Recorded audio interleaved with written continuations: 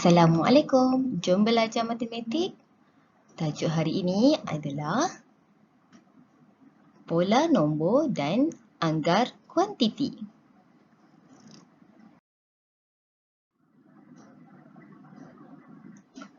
Apa yang murid akan dapat? Tajuk yang pertama, pola nombor. Murid-murid akan dapat mengenal pasti pola bagi siri nombor yang diberi secara tertib menaik dan tertib menurun. Yang kedua, murid-murid dapat melengkapkan pelbagai pola nombor yang diberi secara tertib menaik dan tertib menurun. Bagi topik anggaran kuantiti, murid-murid akan dapat memberi anggaran kuantiti berdasarkan set rujukan yang diberi dan menentukan kewajaran jawapan.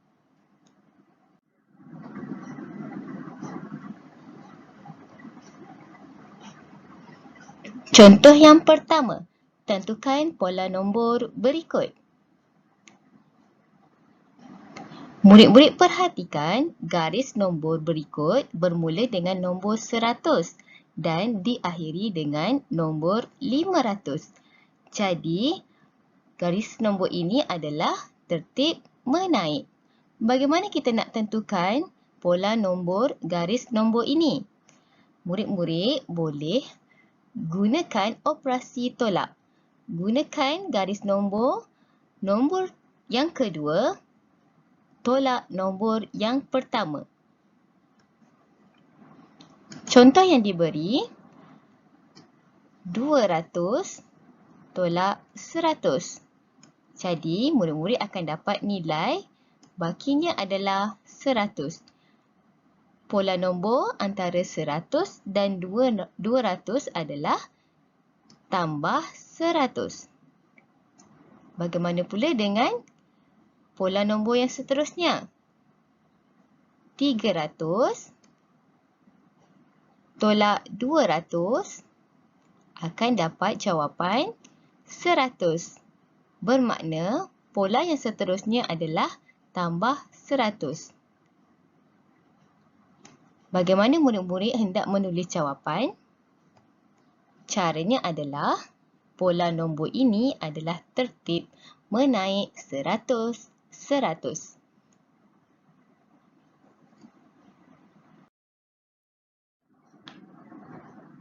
Contoh yang kedua, mari kita lihat garis nombor bermula dengan 258,100 dan berakhir 298,100.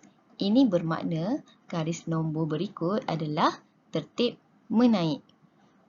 Jika garis nombor tertib menaik, cara untuk tentukan pola nombor, murid-murid hanya perlu tolak nombor yang kedua dan nombor yang pertama. Seperti contoh, nombor yang kedua adalah 268,100.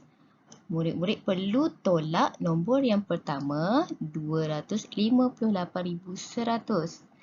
Jawapannya adalah 10,000.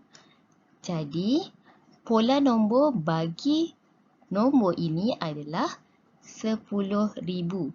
Jawapan murid-murid boleh tulis seperti berikut. Pola nombor ini adalah tertib menaik 10,000, 10,000.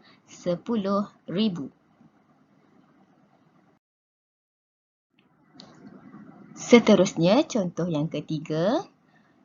Seperti biasa, murid-murid mesti tentukan dahulu apakah tertib susunan nombor yang diberikan. Sama ada tertib menurun atau tertib menaik. Mari kita perhatikan nombor yang pertama, 107,550 dan nombor yang terakhir adalah 103,550. Ini bermakna susunan nombor ini adalah tertib menurun kerana nombor pertama adalah lebih besar daripada nombor yang terakhir. Bagaimana kita hendak tentukan pola nombor? Caranya, gunakan nombor yang pertama, 107,550 tolak dengan nombor yang kedua 106,550. Jawapannya adalah 1000. Ini bermakna pola nombor bagi susunan nombor ini adalah 1000. Baik, bagaimana pula kita hendak tentukan nombor di tengah-tengah ini? Seperti yang kita tahu, pola nombor adalah 1000. Jadi, sudah tentu nombor yang kedua ini perlu ditolak dengan 1000. Jawapannya adalah 105,550.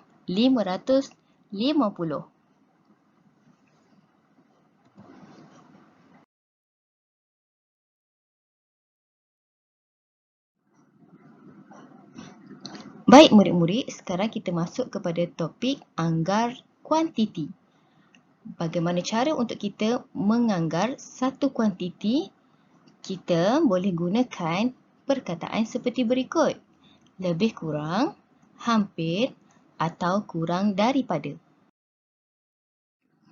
Mari kita lihat contoh yang pertama. Berapakah anggaran isi padu air dalam tangki B?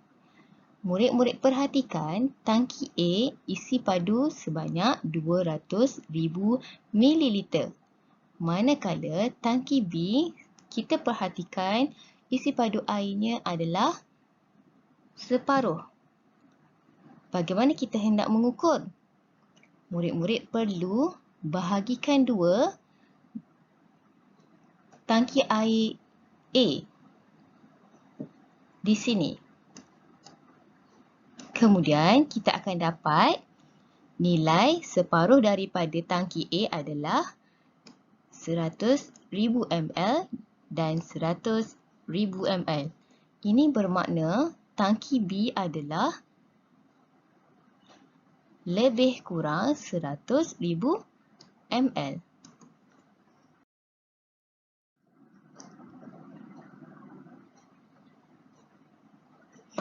Adakah jawapan lebih kurang 100,000 ml tadi tepat? Kita perlu bahagikan dahulu setiap bahagian tangki B. Ada 4 bahagian yang kita boleh bahagikan.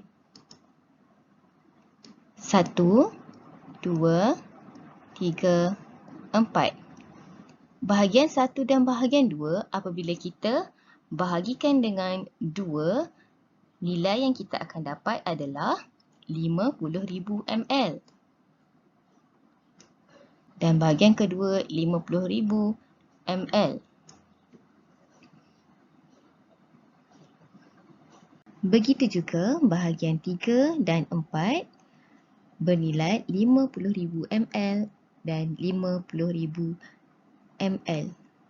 Murid-murid cuba perhatikan isi padu air yang ada nilai adalah bahagian 1, 2 dan 3.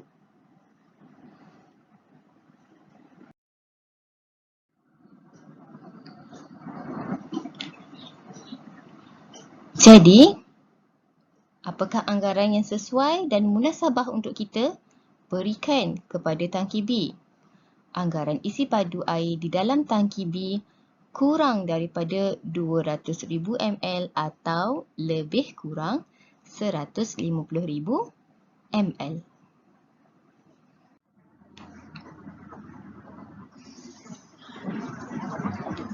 Terima kasih kerana menonton.